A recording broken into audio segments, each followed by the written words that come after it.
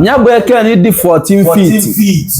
bụ nne nye mụtala ọkụ agụ nne mụtala nya bụ ọzọ emene ọkụ agụ ọ nne ochie bụ nke ni ṅụrụ iyi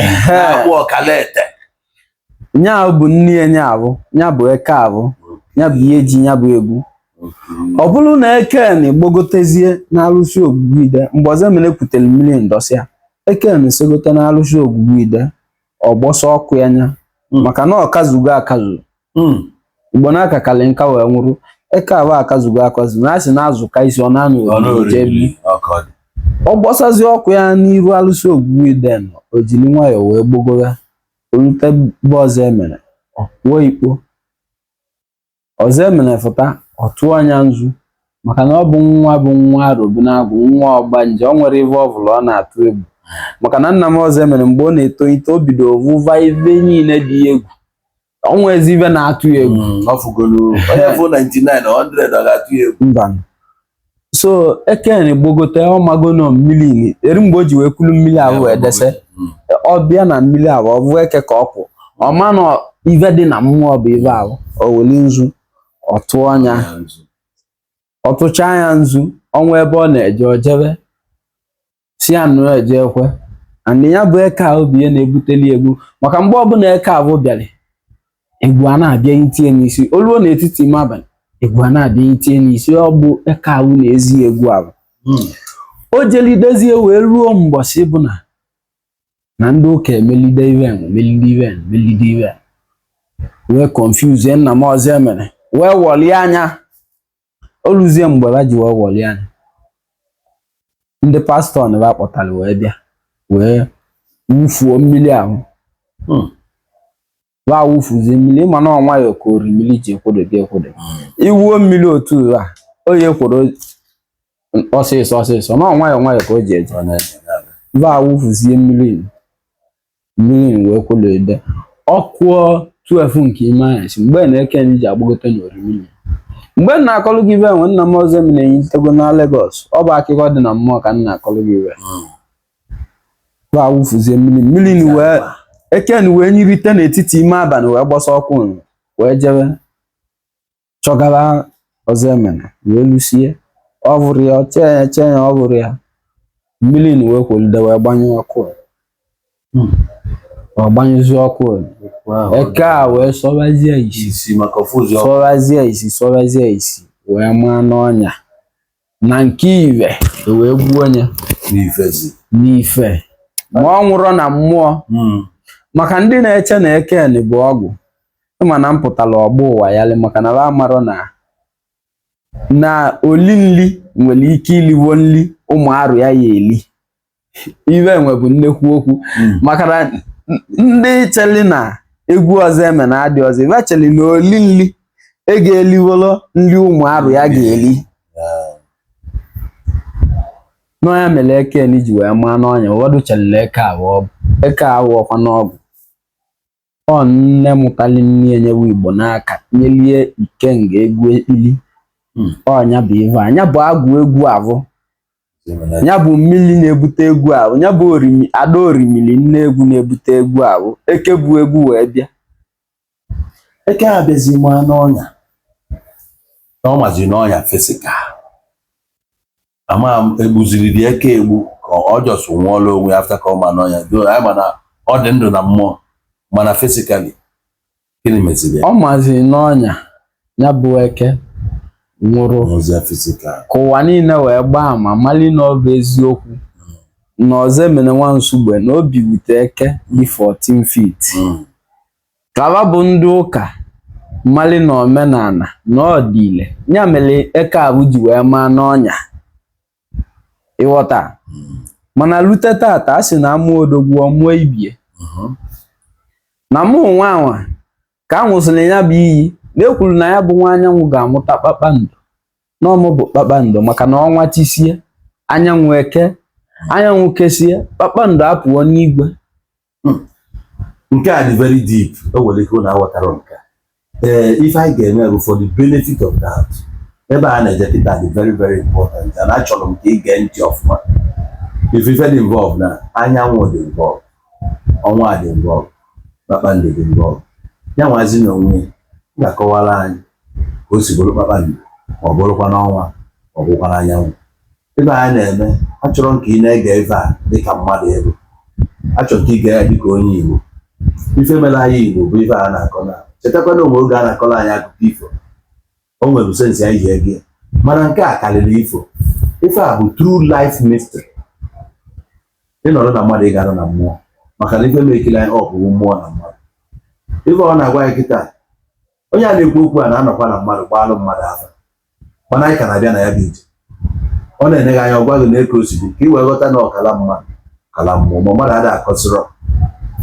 dị ochi ada akọsịkwa ọfụ n'elu ahụ. Mana taa anyị nwere opportunity ka anyị na-anọ, ọ ga-emepe anyị anya ka anyị ghọta ọtụtụ ife. Ọ bụrụ na ebufe bụ 14 feet, ghọta ife bụ na eke dị 14 feet na-abata na be mmadụ, ọbịa o jee ebe a dọbalụ mmiri, ọ bụ okirikiri ebe ọ nọba nọsịkwa, ọ na-akwado onwe ya. Ịghọtago? Mana ịma na champion odogwu ada anọ forever, ị na ọka ị ga-anọ shift, ọ nọ na ka ọ ga-anọ, o jewe ka another generation take over. O wee bụrụ na nature nwa Igbo aka ji ọfọ na nnukwu ya, aka ji ọfọ Ikengoyi na Ọmambala, ọnya ka anyị na-anọpụta. Ebe anyị na-ejezi kịta bụ ka o si wee bụrụ kpakpando anyị kwuru okwu ya. Amami na ghọta ngwa nwanne m gwagwa anyị okwu. Onowu Igbo ekene ngiri nne nwanne mmadụ, a sị na nwanne mmadụ abụrụ ọyị ya, Igbo niile bụ nwanne. Onowu Igbo ka m bụ na-eze nwa Igbo na-eche nwa Igbo n'aka si bụrụ kpakpando. Nna m Ozemene bụ nwa anyanwụ, o wee tobe, ọ nụrụ nwaanyị mụta nwa, ọ mụrụ ụmụ nwoke mụọ ụmụ nwaanyị. Ma mgbe nna akọlụ gị eke na-eregote, maka na ya bụ eke na ọnọdụ asị guardian angel, ibe ndị oyibo na-akpọ guardian angel, onye nchi enye ya bụ ibe na-enye ibe niile o ji ebi ụwa. Ibe chọgodo ime ya bụ eke abụ ihe akwachapụli anya bụ uke. So ọ na-eto maka na anya ọkụkụ na-eche akwụ ya. Ya ọkụ na-eche akwụ ya mgbe ọbụla. Igbo n'aka abụ bụ Adaọnwa na-eri eke anya ọwụ na Ozemene amụta nwụrụ onye ya akwala egwu. Ọ sị na ọ gbakwana nwa anwa nkịtị, ma nna m Ozemene na-ekosi ịkpa ike, na-ekosi ịkpa ike. Ọ sị na ọ n'anya na ọ bụ na onye nwe amụtara onye ya eti egwu ụwa, na o nwekwara ike ọ bụ na egwu ụwa o tisie ya, maka na ọ na-etisi egwu ụwa nke nnekwu, na o tisie ya naba na egwu ụwa na ọ bụrụ na Ozemene okechiche ya eje mmemme, ya bụ eke ya esegote n'ime anyasị bifo chi evuo ya eje ya bụ mmemme, ọchịlị abalị 6 na nwanne ya ji wee bịa ụwa. Osegote ya bụ abalị 6 bụ ndị ọgbanje, ụmụ ọgbanje mara mma. Ọchịlị ya bụ ụmụ ọgbanje ọchịnye Ozemene, ya bụ ụmụ ọgbanje aba anya n'ime, ya bụ ada orimili nne egwu anọrụzịa. Ndị otu enye na-esoro Ozemene wee jebe egwu. Elusizi ọnya mere ivu nna m Ozemene ọ na-egbuke egbuke, ọ mara mma nwoke nụ, ọ na-egbuke egbuke ewu ya, ị ala ekelele ya. Ọ nwere onye ọbụla nọ n'ala Igbo ya ehe eti ma ọkwụ ụgwọ Ozemene, ọ nwere onye ehe eti ewukwa na ala ị ala ekelele ya. O wee rute owu kemgbọsị, ọ kwadozie ụmụ ọgbanje na wee sole kwadoro ije egwu ọnwa na ihu nne ya bụ Achala. Nwa drive ya wee kwadosie bulie na moto ma wee jebe wee lutezie n'ezi jele Achala na ezi jele Amanuke, ma wee nụ ọnụ egwu ka ọnụ egwu na-akụ, ma wee sibe si ka ha solike n'ọnụ egwu maka jebe. Ozemene si nwa drive ya biko kene na egwu nwa na-ada, egwu nwa bụkwa nnekwu egwu ka ha jee nwere obi aṅụrị. Asoluzie ọnụ egwu na wee lusi ọ bụrụ na be nna nne m bụ Nwankwọ Ụwalụ, maka na nna nne m tiri nnekwu egwu, ya mere na egwu dị m n'aka nri dị m n'aka ekpe. Ma wee lusi ebe a bụ wee gbalide egwu mana those days ndị egwu na-abụ n'onwe n'anya na ọ bụ ọzị tata bụ onye egwu ibi o bulu iru tụ ya n'ọbịa even ya na aja amụọ na steji ya si ya jire ka ọnya o kwechiri anya o welusizie ma wee gbalide egwu nna m ọzọ mere nwude mmanya ju isi n'ọsụwa ọkịka maka na arụbụnagụ na ọ dị ile ọnwụcha mmanya wee sụwa ọkịka mmanya wee ju isi ya bụ ada Nwankwọ Ụwalụ bụ nna nne m wee chabịa n'anya mbọsị ahụ ka a kụrụ mkpụrụ m bụ na-eji nwa Igbo n'aka